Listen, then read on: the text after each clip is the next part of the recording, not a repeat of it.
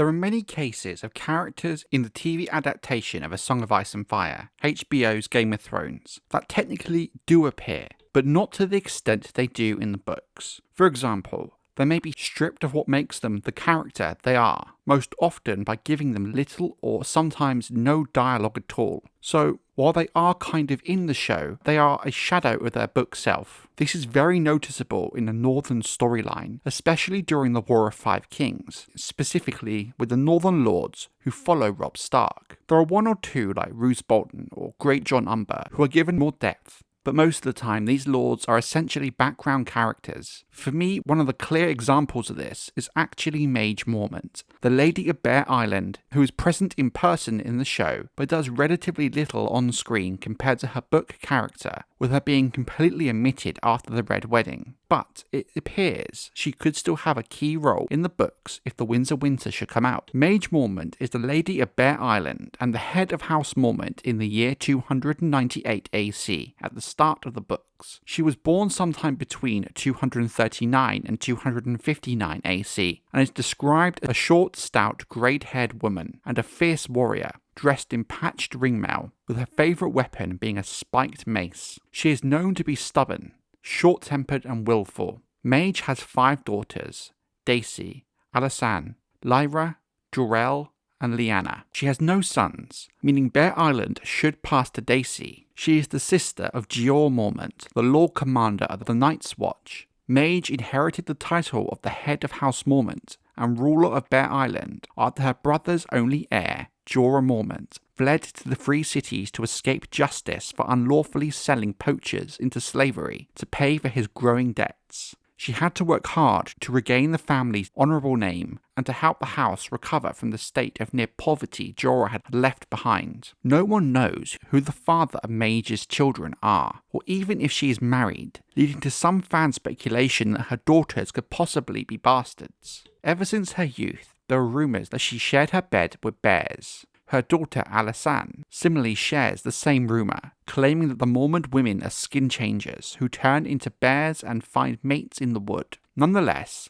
all of Maege's daughters carry the surname Mormont, and none appear to be considered bastards by anyone in the story. It is possible and probably likely that Maege's husband came from a family of lower nobility than the Mormonts, or no such nobility at all, in which case a woman can prefer to retain her own surname for herself and for her children. During the events as seen in A Game of Thrones, Lady Maege and her eldest daughter and heir, Daisy, lead the Mormont levies to Winterfell when Robb Stark calls his banners to ride south against the Lannisters after the arrest of Lord Eddard Stark in King's Landing for supposed treason against the new king, Joffrey Baratheon. When the Northern army reaches the seat of House Frey in the Riverlands, the Twins, they are split into 2 hosts. Maege continues south in Robb's larger host. She plays a key role during the Battle of the Whispering Wood and the breaking of Jaime Lannister's siege of Riverrun. Her forces signalled the springing of the trap that all but ensured a northern victory. After Lords Great Jon Umber and Rickard Karstark proclaim Robb to be king in the north at Riverrun, Maege too hails Robb as the king of winter. During a clash of kings, we learn that Maege takes part in the Battle of Oxcross. After the fighting is done, Maege captures thousands of cattle in the Westlands and drives them south towards the Riverlands, where they are in desperate need of food and supplies. It is not said in the books whether or not she actually managed to succeed in this task, but it was a difficult task at that, as the passage back to the Riverlands would have still been held by the Lannisters at this time. During the events of A Storm of Swords, Lady Maege is among the Northern Lords who accompanies King Robb Stark north from Riverrun to attend the wedding of Edmure Tully to Rosalind Frey at the Twins. On the road to the Twins, at Hag's Mere, Maege and Galbert Glover are ordered by Robb to travel to Seaguard. There they are to take separate ships from Lord Jason Mallister to sail up the neck to search for Greywater Watch, the seat of House Reed, and allies of House Stark. They are to act as envoys to the Crannog men and his father's old friend Howland Reed in preparation for Robb's plan to attack the Ironborn-occupied Moat Cailin. The letters they carry will contain false commands for the Northern Lords, in case they are captured by their enemies. At the Red Wedding, Maege's heir Daisy is one of those killed when Ryman Frey drives his long axe into her belly. That is the last we see of Maege Mormont in the story as of the end of A Dance with Dragons. But fans speculate she will have a role to play in the events of A Winds of Winter should the book ever get published. The last we see or hear of Maege, she is travelling with Galbert Glover up the neck to find Howland Reed, meaning they were some of the only senior Northern Lords to survive the betrayal of House Frey and Bolton at the Red Wedding, who witnessed and had knowledge of Robb Stark's will.